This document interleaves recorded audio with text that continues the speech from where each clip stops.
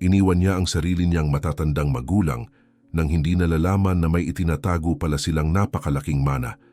Nang matuklasan niya ang katotohanan, araw-araw nagigising sina Severino at Rosenda bago pa tuluyang sumikat ang araw.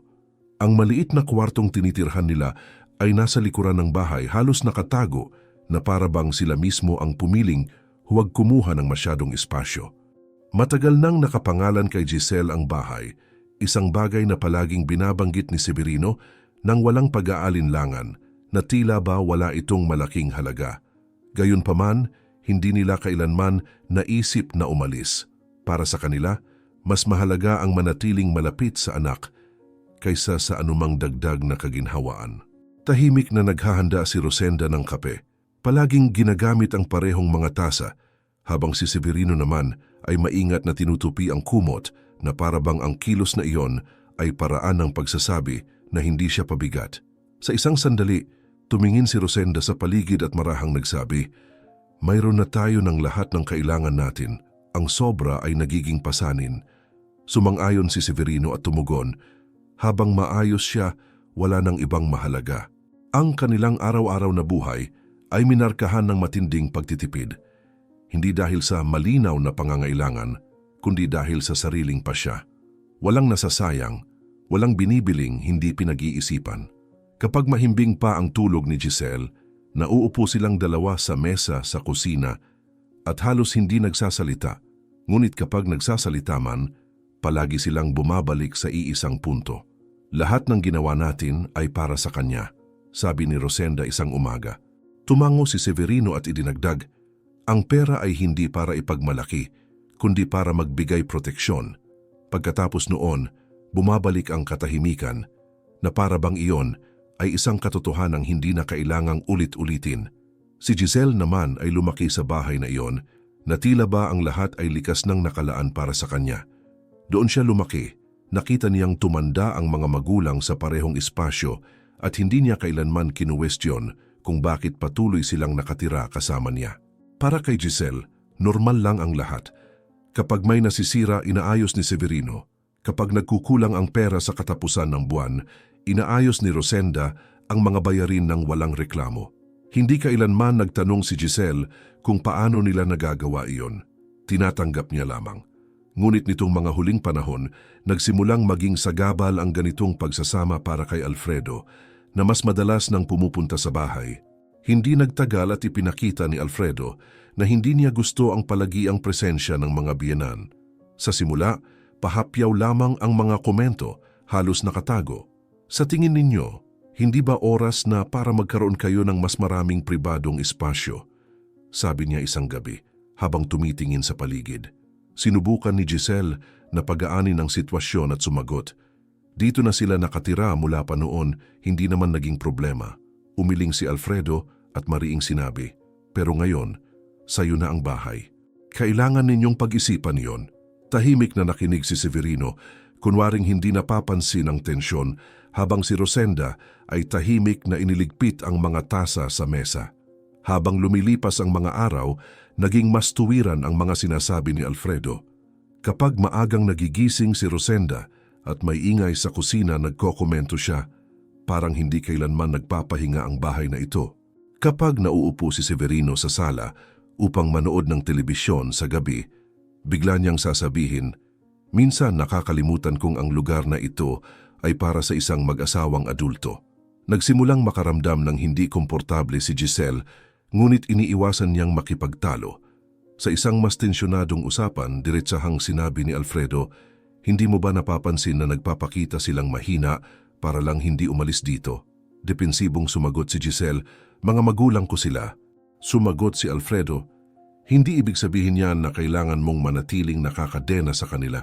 Napansin ni Severino at Rosenda ang pagbabago sa himig ng bahay.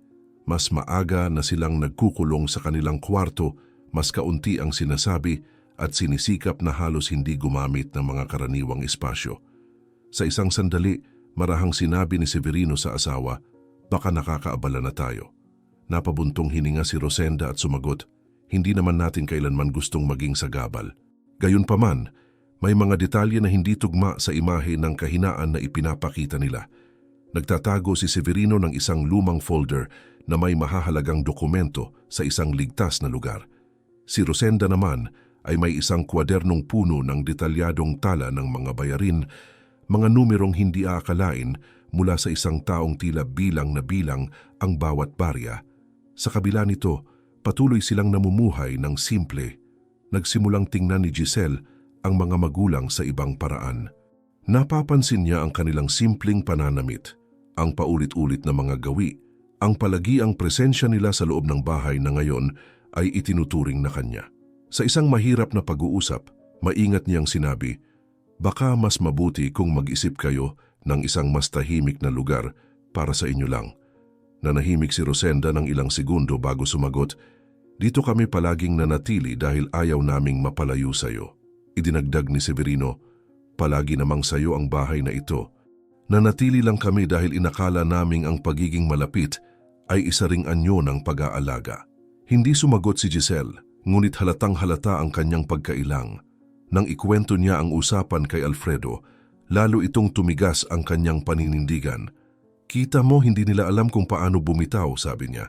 Sinubukan ni Giselle na ipagtanggol ang mga magulang, ganyan na ang buhay nila noon pa. Walang pag-aalinlangang sumagot si Alfredo. Namumuhay sila na parang mahirap, sumasakop ng espasyo at pinananatili kang nakakabit sa ganyang buhay. Nanahimik si Giselle, hati sa pagitan ng pagkakasala at ng pagnanais na pasayahin ang nobyo. Lalong luminaw ang agwat sa pagitan ng mga pagpili ng kanyang mga magulang at ng mga inaasahan niya. Sa kaibuturan, malinaw na may mas malaki pang itinatago sina Severino at Rosenda. Ang kapanatagan nila sa paghawak ng pera, ang tahimik na kumpiyansa, ang kawalan ng takot sa harap ng biglaang gastos ay hindi tugma sa simpleng buhay na ipinapakita nila. Samantala, si Giselle, na impluwensyado ng mga salita ni Alfredo, ay nagsimulang tingnan ang sariling mga magulang bilang isang pabigat sa loob ng bahay na minsan ay sila rin mismo ang nagpalipat sa kanyang pangalan nang hindi niya iniisip kung ano talaga ang nasa likod ng tila mapagkumbabang pamumuhay na iyon. Kinabukasan, nagising si Giselle na may mabigat na pakiramdam, na kailangan na niyang gumawa ng desisyong ilang linggo na niyang iniiwasan. Masyadong tahimik ang bahay at ang simpleng tunog ng pagkilos ni Rosenda sa kusina ay tila, sa unang pagkakataon, nakairita sa kanya. Nakaupo si Alfredo sa mesa, abala sa cellphone at binasag ang katahimikan sa pagsasabing, "Kailangan na nating ayusin ito ngayon. Hindi na pwedeng magkunwari na ayos lang ang lahat." Malalim na huminga si Giselle at sumagot na alam niya na nararamdaman din niyang kailangan niya ng espasyo, na ang ganitong pagsasama ay nakakasakal na. Diretsyong sinabi ni Alfredo, "Sobra na ang nagawa mo para sa kanila. Panahon mo na ngayon." Tumango siya kahit may kirot sa dibdib at inulit sa sarili na pansamantala lamang iyon, na para sa ikabubuti ng lahat. Nang tawagin niya ang mga magulang para makipag-usap, sinikap niyang panatilihing matatag ang kanyang boses. Sinabi niyang matagal na niyang pinag-isipan yon, na naniniwala siyang mas makabubuti para sa kanila ang manirahan sa isang mas tahimik na lugar, malayo sa gulo ng bahay, na may mas komportable at mas kaunting alitan. Tahimik na nakinig si Rosenda, nakapatong ang mga kamay sa kanyang kandungan. Ilang segundo munang nag-isip si Severino bago sumagot. "Kung sa tingin mo yon ang pinakamabuti, naiintindihan namin," sabi niya sa isang kalmadong tono na lalo pang nagpalalim ng kaba ni Giselle. Sinubukan niyang magpaliwanag, sinabing hindi niya itinataboy ang sinuman. Pansamantala lamang iyon na bibisitahin niya sila palagi.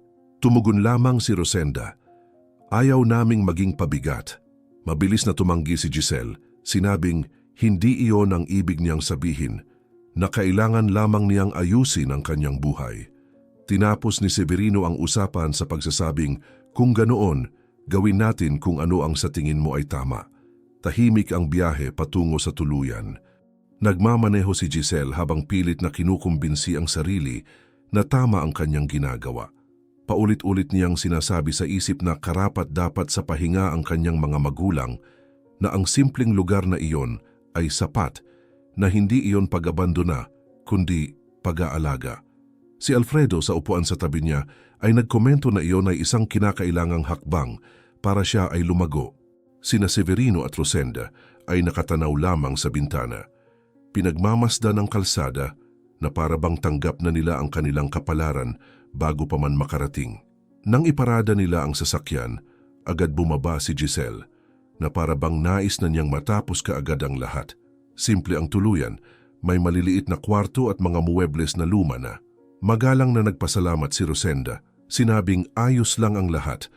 Binuhat ni Severino ang maleta ng walang reklamo.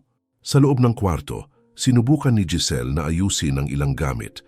Nagsalita tungkol sa pagbabalik niya pagkalipas ng ilang araw, tungkol sa kung paano sila makakapagpahinga. Tumugon lamang si Severino na hindi nila kailangang mag-alala para sa kanila. Hinawakan ni Rosenda ang kamay ng anak sandali at sinabi, "Palagi kaming nagtiwala sa iyo." Ang pangungusap na iyon ay patuloy na umalingaw-ngaw sa isipan ni Giselle habang siya ay nagpapaalam. Pagpasok niya sa sasakyan, nakaramdam siya ng pagnanais na umiyak, ngunit ipinatong ni Alfredo ang kamay sa kanyang balikat at sinabi, "Ginawa mo ang kailangan mong gawin." Tumango siya, pilit na pinaniniwalaan ang sarili. Mahirap ang mga unang araw sa tuluyan para kina Severino at Rosenda. Ang maliit na kwarto ay tila lalo pang sumisikip sa gabi.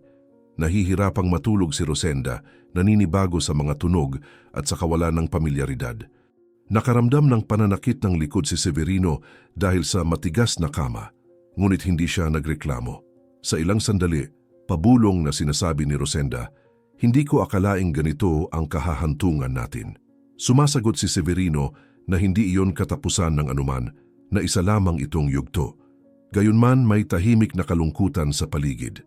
Iniiwasan nilang gumastos, kaunti ang kanilang kinakain, mabagal silang naglalakad sa mga pasilyo, dama ang bigat ng edad at ng kanilang kalagayan.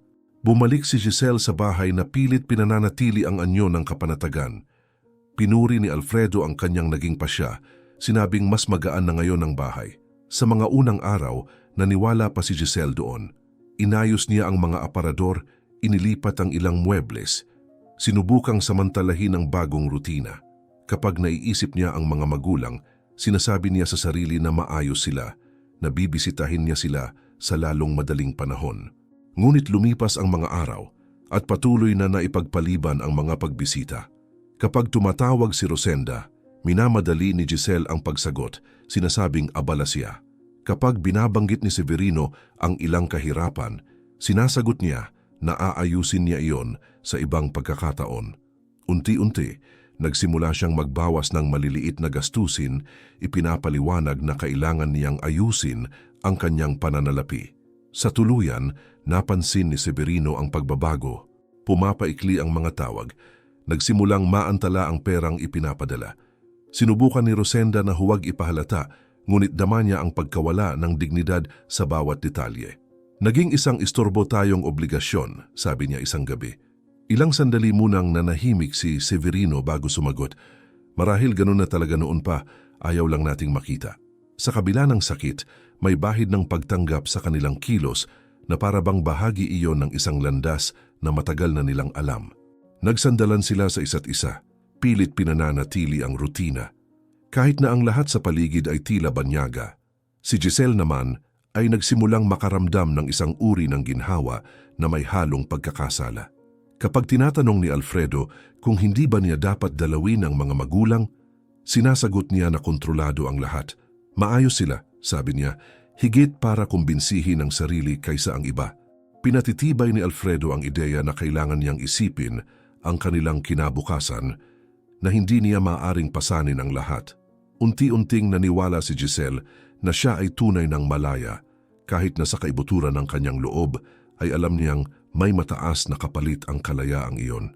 Sa paglipas ng mga linggo, naging malinaw ang pag-abandona.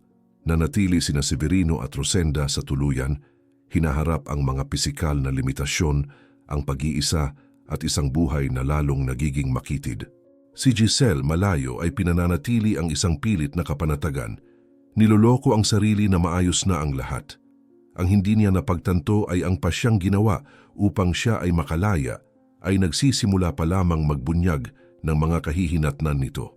Pagkalipas ng ilang linggo, ang rutina ni Severino at Rosenda sa tuluyan ay tuluyan nang nawala ang anumang pakiramdam ng pansamantala.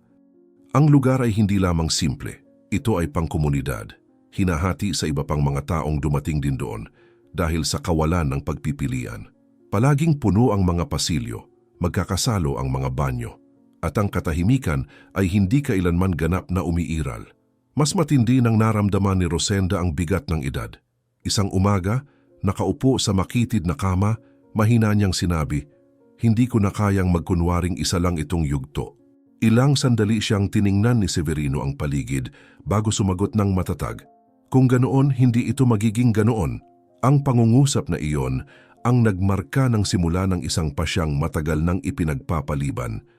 Sa hapon ding iyon, binuksan ni Severino ang lumang maleta na matagal na niyang itinabi mula nang sila ay dumating. Kinuha niya ang makapal na folder na puno ng maayos na dokumento at inilatag ang ilang papeles sa maliit na mesa ng kwarto.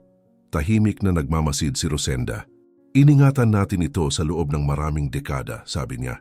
Tumango si Severino at sumagot, "Palagi itong para sa kanya."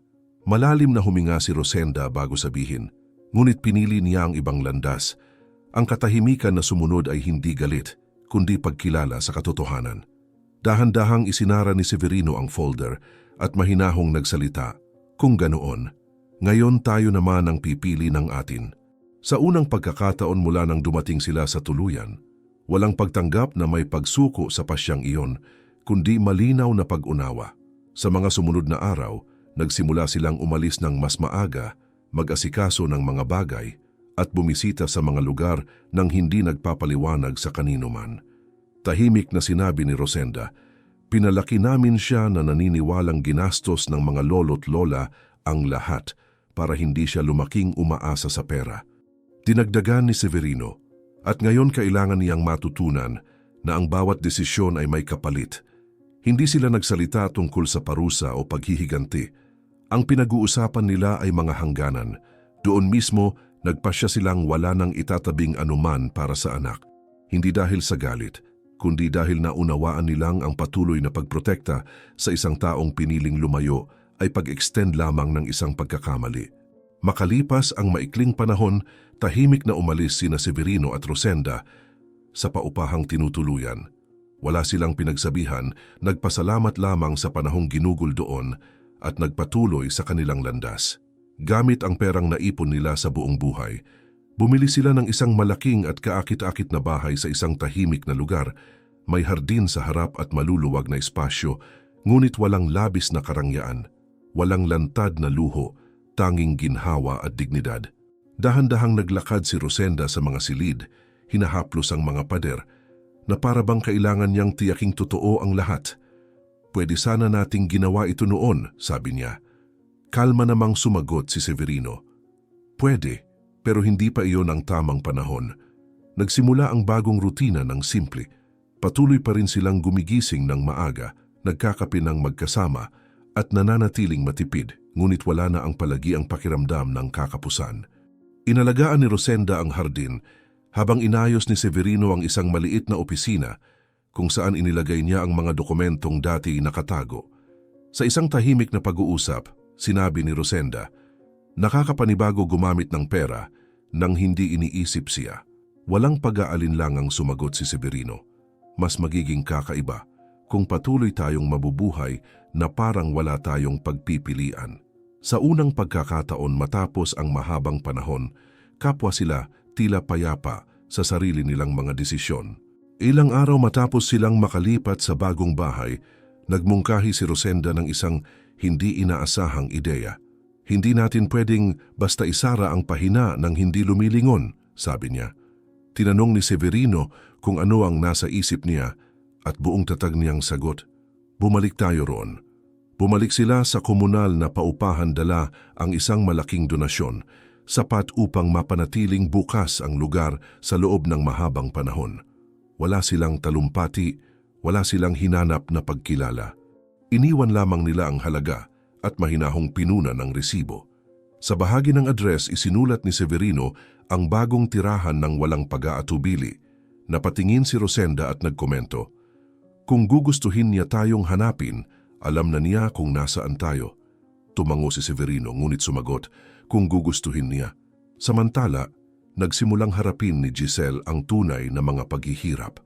Nang wala na ang hindi nakikitang suporta ng mga magulang, nagsimulang sumikip ang mga bayarin. Lalong naging mainipin si Alfredo. Isang gabing puno ng tensyon, mariin niyang sinabi, "Kailangan mong maghanap ng mas maraming pera." Pagod na sagot ni Giselle, "Hindi madali." Mabilis na bumalik si Alfredo. "Hindi talaga nagiging madali kapag wala kang sumasalo sa'yo." Ang linyang iyon ang nagpaalala kay Giselle sa mga magulang sa ibang paraan. Sa unang pagkakataon, napagtanto niya kung gaano kalakas ang tahimik na lambat na dati sumusuporta sa lahat.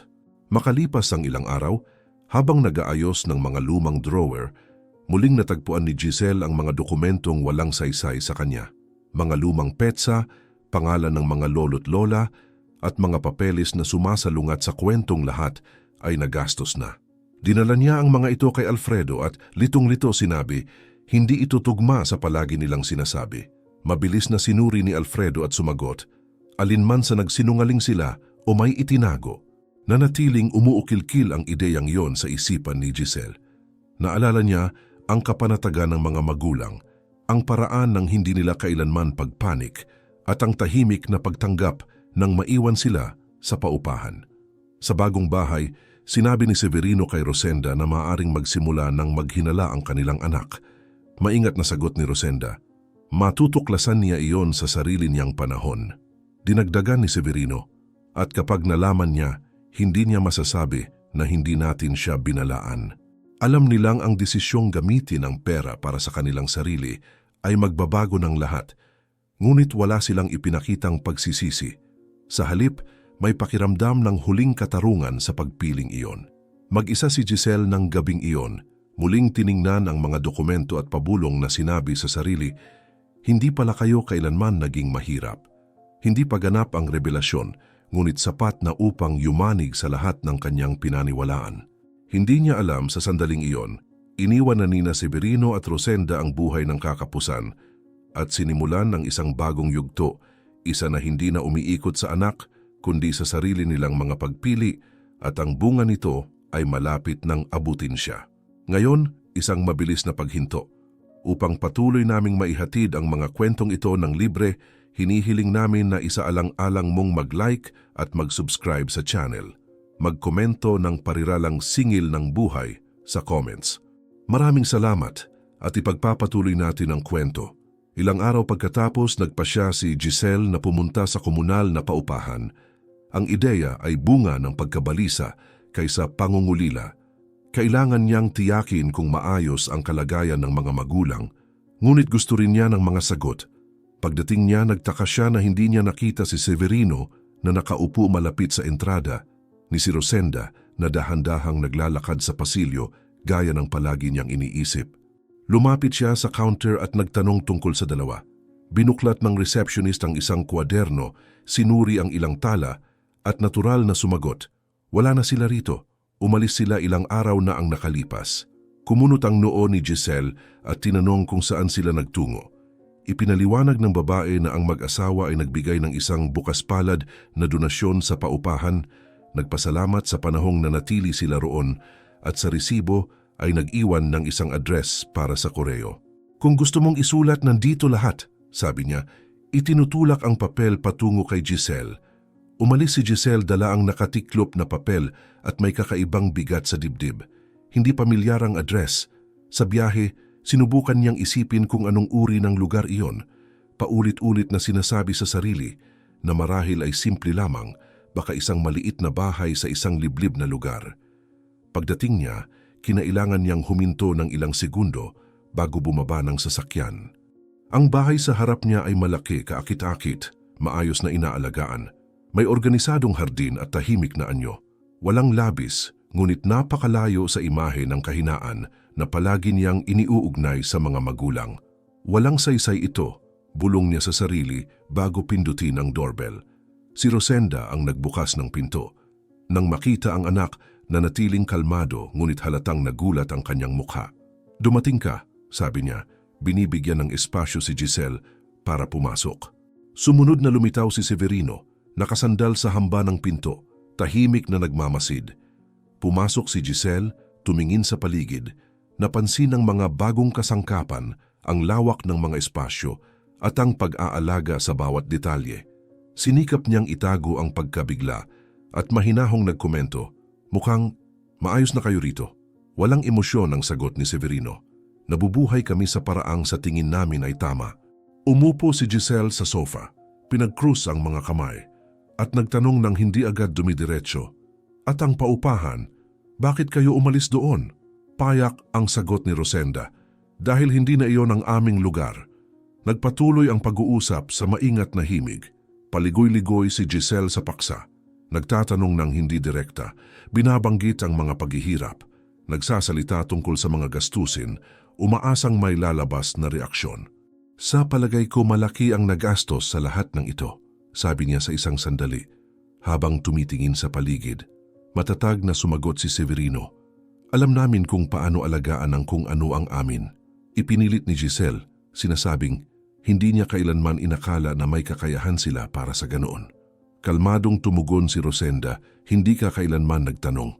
Bumagsak ang pangungusap na iyon na parang bigat. Sinubukan ni Giselle na ipagtanggol ang sarili. Sinabing palagi niyang inakala, nakakaunti lamang ang meron sila, na wala ng iba pa. Simple lamang ang sagot ni Severino, "Iyon ang pinili naming pamumuhay." Napagtanto ni Giselle na hindi siya makakakuha ng mga sagot. Sinubukan niyang baguhin ang tono, sinabi niyang hindi madali ang mga bagay, na demanding si Alfredo, na sumisikip ang mga bayarin. Nakinig si Rosenda ng mabuti, ngunit mahinahong sumagot, "Palagi kang nakakahanap ng paraan." Dinugtungan ni Severino, "At ngayon makakahanap ka ulit." Walang tigas sa mga salita, may hangganan lamang. Umalis si Giselle na litong-lito, hindi mapalagay, ramdam na may isang bagay na nagbago ng tuluyan.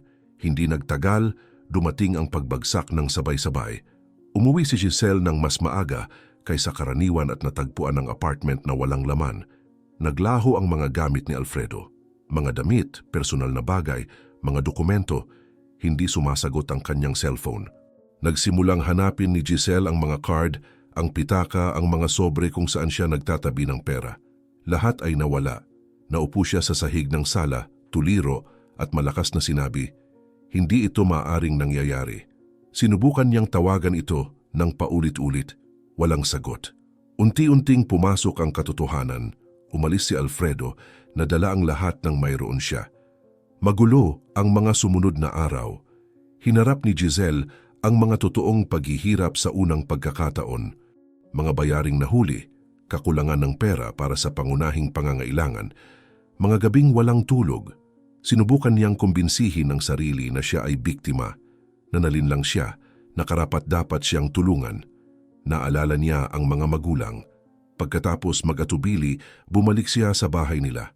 Nang muling buksan ni Rosenda ang pinto, hindi napigilan ni Giselle ang luha. Umalis siya. "Dinala ang lahat," sabi niya, nanginginig ang boses. Agad siyang niyakap ni Rosenda. Lumapit si Severino at kalmadong nagsabi, "Pumasok ka." Tahimik nilang pinakinggan ang lahat. Walang tigil ang pagsasalita ni Giselle. Ikinuwento ang pagkawala ni Alfredo, ang perang nawala, ang takot. Sinubukan niyang ipaliwanag ang kanyang mga pagpili. Sinabing nagtiwala siya, na hindi niya inakala. Sa isang sandali, may panginginig ang boses niyang sinabi, "Hindi ko alam ang gagawin ko." Hinawakan ni Rosenda ang kamay ng anak at may lambing na sumagot, "Alam naming masakit." Tinugtungan ni Severino, pero hindi nito binabago ang kailangang gawin. Tumingin si Giselle sa kanila, umaasang may iba pa, marahil isang pangako, isang pagsagip. Malinaw ang katahimikang sumunod. Sinubukan ni Giselle na ilagay ang sarili bilang biktima. Sinabi niyang palagi siyang sinusuportahan nila, na hindi niya alam kung paano mabuhay ng walang tulong. Sumagot si Severino nang may pinipigilang tigas, "Lahat ng mayroon ka ay palaging itinayo sa tulong na hindi mo nakikita." Idinagdag ni Rosenda, "Palagi kaming nariyan, inaayos ang hindi mo napapansin." Sumagot si Giselle na ngayon ay kailangan niya sila. Hindi tinaasan ni Severino ang boses, magkaiba ang mga ilangan at umasa. Dinugtungan ni Rosenda, "Maaari ka naming suportahan pero hindi sustentuhan. Nag-alok sila ng pagkain, isang lugar para makapagpahinga ng ilang oras, mga salitang pampalubag loob. Ngunit nang banggitin ni Giselle ang pera, ang mabilisang pag-ayos ng lahat, diretsahan si Severino. Iyan ay kailangan mong buuin mag-isa. Nagalit si Giselle, sinabing hindi makatarungan, na may kakayahan sila. May lungkot na sumagot si Rosenda. Hindi makatarungan ang nangyari noong nagpasya kang wala na kaming lugar sa buhay mo. Hindi iyon dumating bilang paratang, kundi bilang isang pahayag. Dahan-dahang umupo si Giselle at sinabi, "Kailangan kong maintindihan ang lahat." Kalmadong itinaas ni Severino ang tingin at sumagot, "Kung gayon, ngayon na ang oras." Hinila ni Rosenda ang isang upuan at umupo sa tabi ng asawa na para bang matagal nang hinihintay ang sandaling iyon. Binuksan ni Severino ang folder na dati nakatago. Inilapag niya ang mga dokumento sa mesa isa-isa nang may pag-iingat. Nagsimulang magbasa si Giselle, litong-lito, lumalaki ang mga mata sa bawat pahina. "Hindi ito posible," bulong niya. Walang paligoy-ligoy na sumagot si Severino. Lahat ay totoo. Dinugtungan ni Rosenda palagi. Napagtanto ni Giselle na hindi iyon maliit na account o isang simpleng ipon. Higit pa iyon sa inaakala niya. Pera ng mga lolo't lola, mga puhunan sa loob ng maraming dekada, lahat ay maayos. Lahat ay iningatan. "Itinago ninyo ito sa akin sa buong buhay ko?" tanong niya. Nanginginig ang boses. May mahinahong tatag na sumagot si Severino, "Pinrotektahan ka namin." Idinagdag ni Rosenda, "Pinrotektahan ka mula sa paglaking iniisip na pera ang solusyon sa lahat." Naramdaman ni Giselle na parang gumuho ang lupa. "Lahat ba ng ito ay akin?" tanong niya. Halos walang boses. Tumango si Severino, "Palagi itong inihanda para sa'yo." Ipinaliwanag ni Rosenda, "Hindi para bigyan ka ng agarang ginhawa, kundi para tiyaking hindi ka kailanman magkukulang sa mahalaga kapag tunay mo ng kailangan." Nagsimulang umiyak si Giselle, halo ang galit at pagkakasala. "Kung ganoon, bakit hindi ninyo ako tinutulungan ngayon?" tanong niya, sinusubukang magpigil. Malinaw ang sagot ni Severino, "Dahil ang pagtulong ngayon ay sisira sa lahat ng sinubukan naming itayo." Dinugtungan ni Rosenda, "Na pagkamalan mong pag-asa ang pagiging umaasa." Muli sinubukan ni Giselle na ilagay ang sarili bilang biktima. Nagsalita siya tungkol kay Alfredo sa pag-abandona sa perang ninakaw. "Nawala ang lahat sa akin," sabi niya, umaasang mababasag ang tatag ng mga magulang. May pigil na lambing na sumagot si Rosenda, "Nawala ang pera mo, hindi ang kakayahan mo." Dinugtungan ni Severino, "At nawala iyon dahil pinili mong magtiwala sa taong hindi mo tunay na kilala." Sumagot si Giselle, sinabing hindi siya kailanman tinuruan na harapin iyon mag-isa.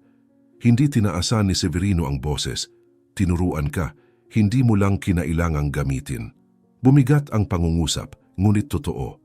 Dumating ang bigat ng revelasyon na parang alon. Napagtanto ni Giselle na ang nararamdaman niya ay hindi lamang pagsisisi sa pagtalikod sa mga magulang, kundi ang pakiramdam na may isang bagay siyang nawala na hindi na maibabalik sa parehong paraan. "Kung hindi ko lang ginawa ang ginawa ko," panimula niya. Marahang pinutol ni Rosenda, "Hindi umatras ang buhay." Dinugtungan ni Severino, "At hindi tayo magpapanggap na walang nangyari." Naunawaan ni Giselle na hindi iyon pag-aayos ng usaping pera, kundi isang pagsubok. Sa mga sumunod na araw, sinubukan ni Giselle na mas lumapit. Madalas siyang magpakita, tumulong sa abot ng makakaya, nagsasalita tungkol sa mga plano, sa mga pagbabago. Sa isa sa mga pagbisitang iyon, mahina niyang sinabi, "Maaari akong magsimulang muli, pero kailangan ko kayo." Hinawakan ni Rosenda ang mga kamay ng anak at sumagot, "Palagi kaming nandito." Dinugtungan ni Severino, nakatingin sa mga mata niya, "Pero hindi sa paraang gusto mo."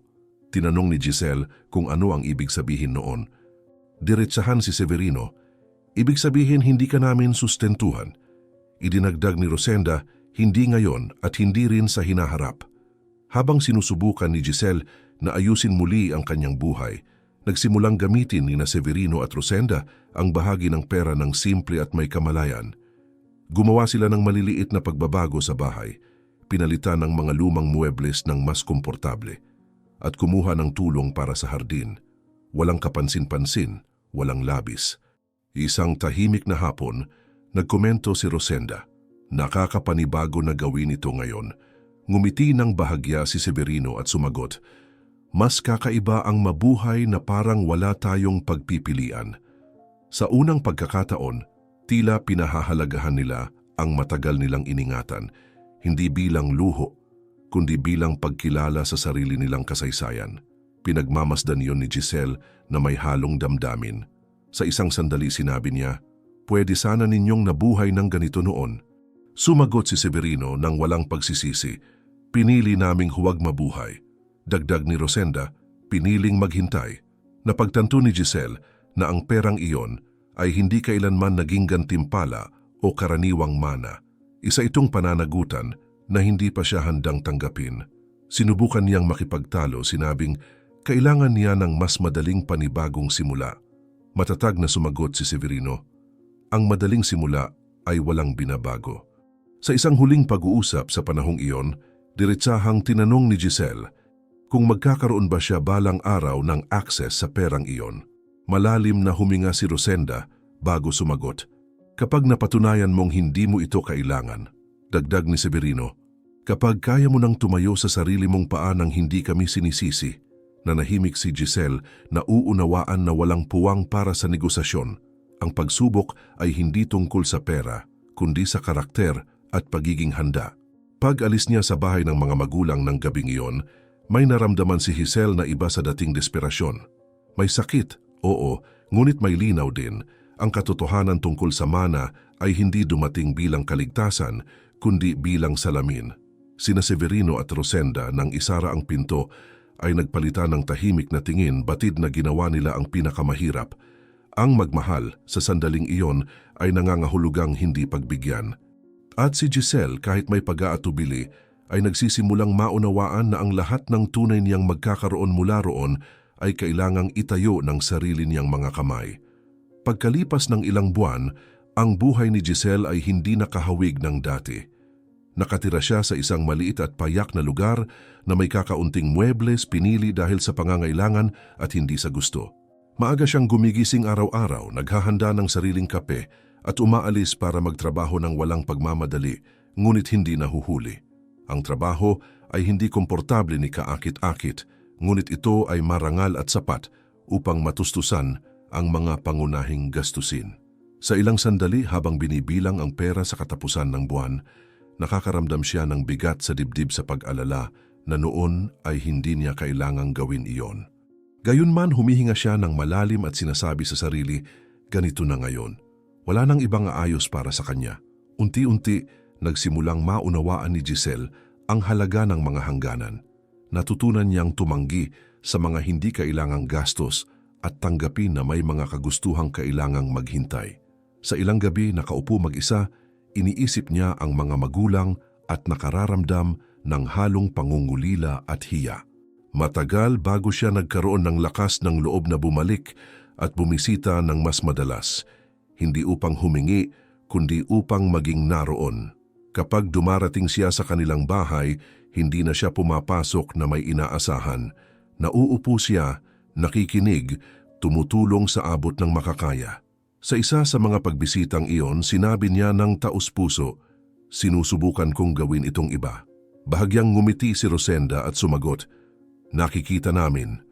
Dagdag ni Severino nang walang pangungutya, at iyon ay may saysay na. Unti-unting umayos ang ugnayan nila, walang malalaking pahayag o dramatikong paghingi ng tawad. May mga gawa. Nagsimulang tumawag si Giselle upang kumustahin sila, hindi upang magkuwento ng problema. Isang araw tinulungan niya si Rosenda sa hardin at nagkomento, "Hindi ko napansin noon kung gaano ito kahirap." Kalma ang tugon ni Rosenda. "Lahat ay mahirap kapag pinili mong gawin ng tama." Tahimik na nagmamasid si Severino mula sa malayo. Napapansing nagsisimula ng makita ng anak ang mundo sa paraang mas malapit sa kanila. Isang tahimik na hapon, tinawag ni Severino si Giselle upang makipag-usap. Naupo sila sa mesa, may ilang papeles na maayos na nakaayos. Nagsalita siya ng kalmado. "Napagdesisyunan naming ayusin ang lahat." Naging atento si Giselle, nakakaramdam ng bahagyang kaba.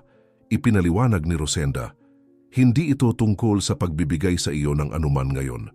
Dagdag ni Severino, "Ito ay tungkol sa paglilinaw kung paano gagana ang mga bagay." Nakinig si Giselle nang hindi sumisingit. Ipinagpatuloy ni Severino na ang patutunguhan ng mana ay formal nang itinakda, may malinaw na mga kondisyon, pinag-isipang mabuti. Ang perang ito ay hindi parusa ni gantimpala, sabi niya. Ito ay bunga, pinagtibay ni Rosenda. Bunga ng mga pagpiling ginagawa mo at ng paraan ng pamumuhay na pinipili mo. Huminga ng malalim si Giselle at nagtanong ng tapat, paano kung magkamali ulit ako? Sumagot si Severino ng walang pag-aalinlangan, magkakamali ka. Dagdag ni Rosenda, lahat ay nagkakamali. Tinapos ni Severino, ang kaibahan ay ngayon, ikaw ang haharap dito. Tumango si Giselle, dama na ang mga salitang iyon ay hindi banta kundi huling anyo ng tiwala. Sa unang pagkakataon, hindi siya nakaramdam ng galit o pagkadismaya. Nakaramdam siya ng pananagutan. Tahimik ang takbo ng buhay ni Severino at Rosenda. Nanatiling komportable ang bahay, walang labis.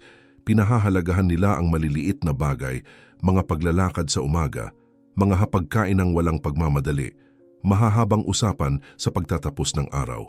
Minsan ay nagkokomento si Rosenda kung gaano kasarap ang hindi na kailangang magpanggap na marupok. Sumisagot si Severino na may bahagyang ngiti. Karapat-dapat tayo rito. Walang pagkakasala sa kapayapaang iyon, kundi pagtanggap. Alam nilang ginawa nila ang sa tingin nila ay tama, kahit masakit. Tiningnan ni Giselle ang mga magulang sa ibang paraan. Sa isang pagbisita, nagkomento siya. Mas magaan kayo ngayon, payak ang sagot ni Rosenda. Dahil ngayon, nabubuhay na namin ang itinayo namin, dagdag ni Severino, at ikaw nagsisimula ka ng itayo ang iyo. Nanatili sa isipan ni Giselle ang pangungusap na iyon sa loob ng maraming araw. Nagsimula niyang maunawaan na ang higit niyang nawala ay hindi pera kundi oras, pagsasama at pag-aalaga, mga bagay na hindi na bumabalik sa parehong anyo. Sa isang mas bukas na pag-uusap, sinabi ni Giselle ng matatag ang boses, alam kong mas marami akong nawala kaysa nakuha sa mga piniling iyon. Hinawakan ni Rosenda ang kanyang kamay at sumagot, ang mahalaga ay kung ano ang ginagawa mo pagkatapos. Dagdag ni Severino, at ginagawa mo na. Hindi na kailangan ng hayagang pagpapatawad. Ang respeto ay muling binubuo sa katahimikan sa pamamagitan ng tuloy-tuloy na mga gawa. Sa paglipas ng panahon, nakahanap ang pamilya ng isang bagong balanse. Hindi na umaasa si Giselle sa mga magulang, ngunit hindi rin siya naging malayo sa kanila. Hindi na isinasantabi ni Severino at Rosenda ang sarili para sa anak, ngunit nananatili pa rin silang present. Ang bawat isa ay may sarili ng lugar. Isang karaniwang hapon, habang nagpapaalam, sinabi ni Giselle, salamat dahil hindi ninyo ako sinukuan. Maingat na sumagot si Severino, tumigil lang kami sa paggawa ng mga bagay para sayo. Ngumiti si Rosenda at idinugtong, ang natitira, sayo na noon pa man. Habang naglalakad pa uwi, may naramdaman si Giselle na kakaiba. Hindi ito ginhawa, nilungkot. Ito ay pag-unawa. Naunawaan niya na ang lahat ng nawala sa kanya ay hindi mabibili o mamamana, ngunit may oras pa upang bumuo ng bago. Sa unang pagkakataon, hindi niya inisip ang perang umiiral, kundi ang landas na kailangan niyang tahakin. Sina Severino at Rosenda, matapos isara ang pinto, ay nanatiling tahimik sa loob ng ilang segundo. Wala nang mga hindi pa naaayos na alitan. Tanging ang katahimikan ng mga taong piniling magmahal ng may pananagutan. At sa gayon, nagpatuloy ang bawat isa, hindi na tulad ng dati, kundi sa mas tapat na paraan. Hindi na bumalik ang buhay sa kung ano ito noon, ngunit nakatagpo ito ng isang punto ng balanse kung saan ang respeto, dignidad at mga desisyong may kamalayan ay naging mas mahalaga kaysa sa anumang mana. Maraming salamat sa pagdating mo hanggang dito.